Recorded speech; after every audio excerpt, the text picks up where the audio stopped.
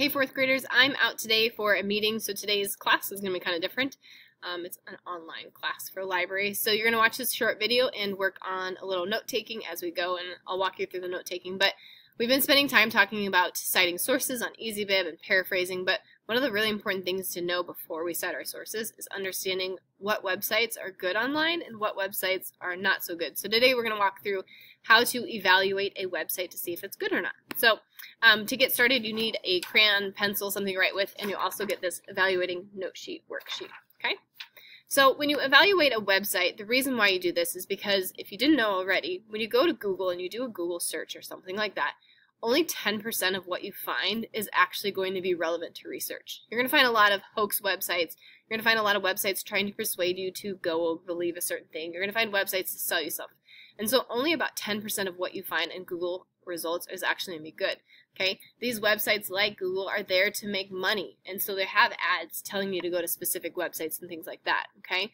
And so it's really important for us to understand what is good versus what is not. So also with Wikipedia, I love Wikipedia. I learn fast facts from there, but I don't use it in research because of one thing. It makes no guarantee to validity, which means it's not promising it's true. Anyone can post on Wikipedia. I could go post on Wikipedia, and I may not know what I'm talking about. So that's why it's important to make sure that we're evaluating websites to know that they're accurate and true. So there are 5 W's of website evaluation that we're going to talk about: who, what, when, where, and why. So we're going to watch a short video of website evaluation. Here we go. Didn't work. Let's try again. Go back. Push play. Here we go. With the advent of the internet, information is everywhere, abundant and easy to access. However, just because you can find millions of resources with a search engine does not make them appropriate for your own research. Remember, anyone can create a website, so you need to always check every web resource for quality and scholarship. In this tutorial, you will be introduced to some guidelines that can help you evaluate websites for scholarship. Although there are numerous ways to do this, one method is by using the 5 W's: who, what, where, when, and why. Remember that these are just guidelines, not steadfast rules. You'll find some sites that may follow all of these, while others may only follow 1 or 2. Common sense can be a powerful tool to help you in your judgment. Also, unlike other resources like books and articles, websites do not necessarily follow a standard format. You will most likely have to go searching through a site to find out certain information. If you really want to use a web resource, take the time to investigate it by clicking on links and looking through its pages to find the 5 W's. Who refers to the creator of the site. First, is there even an author listed? Many times authors may be institutions or organizations, so not having a personal author may not affect the quality of the site. Look for the author's credentials in terms of their academic background and professional experience. See if they are connected to a reputable institution such as a university or nonprofit organization. Finally, do they provide contact information? Could you send them an email or letter inquiring about something written on their site? What discusses the purpose of the site? Is the site meant to simply provide information, sell you something, or make money with the addition of advertisements? Look at the site for red flags such as heavy advertising or spam. Observe the URL. Although not definitive, the ending of the URL can provide you some information as to its nature. For example, .edu is short for education and means that the site is connected to some academic institution such as a college or university. Meanwhile, .com is short for commercial and is usually connected to sites created to sell something to their users. Finally, since websites are in a very different format from books and articles, you actually want to take a look at the site for ease of use and quality of composition. In other words, can you easily navigate the site and find the topics or pages that you are looking for? Are there typos or dead links? In general, is the site attractive? How the site looks and functions often reflects how much time was taken to create and maintain it.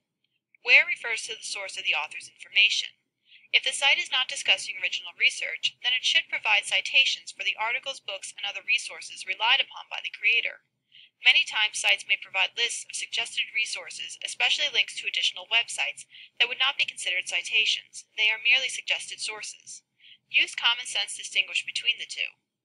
When a website was last updated may or may not affect your decision to use it. If you are doing a medical topic, you would probably want the most up-to-date information given the nature of the subject. As such, when would be a necessary criteria for choosing a site. However, for research and history, the last update may not even be a consideration. It will all depend on your topic. Finally, why refers to the information available on the site. As mentioned in the beginning, the internet has an overabundance of information. You will probably have a wealth of resources to use for most of your research, so be discerning. Does this site give you information you wouldn't be able to find anywhere else? Could you find the same information in a site or resource that was more reputable? It may seem time-consuming to have to use this criteria every time you want to use a website, but you will learn to evaluate quickly. Besides, using poor web resources will only weaken your research and make it more difficult to accomplish.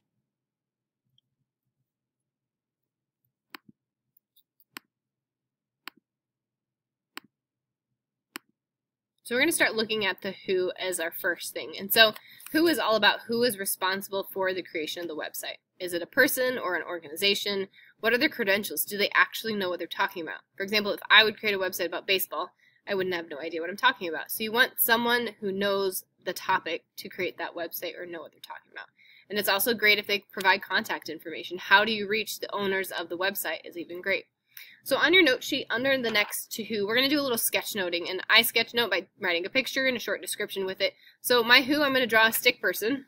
I'm thinking about a person who is responsible for that topic, okay? And really what I'm going to do with my stick person is write down who made it is my first question. And are they experts? If you need to go ahead and pause to write down your notes as well, let's go for it. It says who made it and are they experts? Okay, do they know what they're talking about? Hopefully they do. The next thing that we need to look at is the what. What is the purpose of the website? Are they informing you on a topic, persuading you to buy something, persuading you to believe something? So what is the purpose of the topic?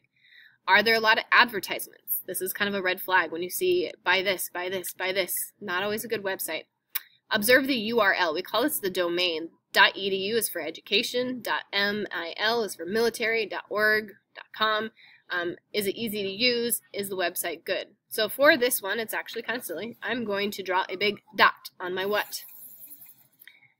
And the question I'm going to ask is, what is the point? Okay, what's the point of the website? That's most important. What is the point? What are they doing on this website? Okay, I'm also just going to leave myself a note, and I'm going to write URL.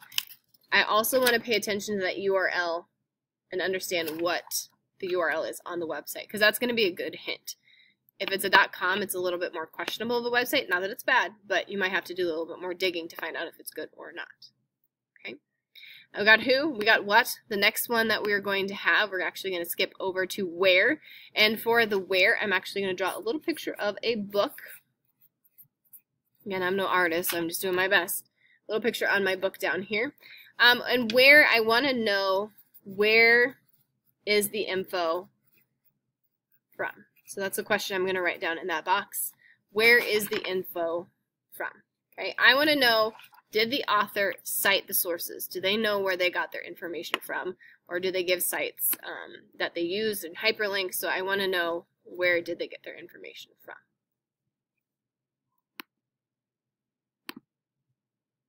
My next one I have is why. Why is this site useful? Does it give you good information? Can you find the information in other sources? So if the facts are true in this source, does it match something else that you read? So for this one, I'm just going to do a giant check mark. And the question I'm going to write down is it good info? Okay. You want it. Oops, I did this in the wrong box. I'm going to circle it and draw arrows. This is your why. Why should go down here, but I went up there. Make mistakes. So you really want to know, is it good information when it comes to the why? Why did they create it? Why is it accurate? Why should you use that website other than a different website? So that's why you're looking at it. Okay, and the last one, this one's my favorite. I'm going to draw a clock. This is my when. When is the information, or when is it most updated? Okay, so how current is it? Like the video said, sometimes it matters and sometimes it doesn't. If you're studying Abraham Lincoln and you find a website from 2002, it's probably okay to use because not a lot has changed in the historical research of Abraham Lincoln. It is what it is. Now, if you're researching some sciences and some surgery procedures, things like that, things have changed a lot since 2002. So it kind of depends on what you're using, but you want to know when it was created. Okay. The other clue, I'm not even going to write a question on this one. I'm also going to do a C with a circle in that box for my when. If you guys remember, see with the circle is the copyright symbol. It's on the bottom of a website, and what copyright does is it tells me when the website was last updated or when it has been copyrighted, and that's always important to know when the website is from. Okay, so when you come back to library class, or when I'm back, we're going to kind of do a little bit more digging. I'm going to show you some examples of some fake websites and see if you guys can figure out what is true and what is false. So have a great rest of the library class, and I will see you guys next week.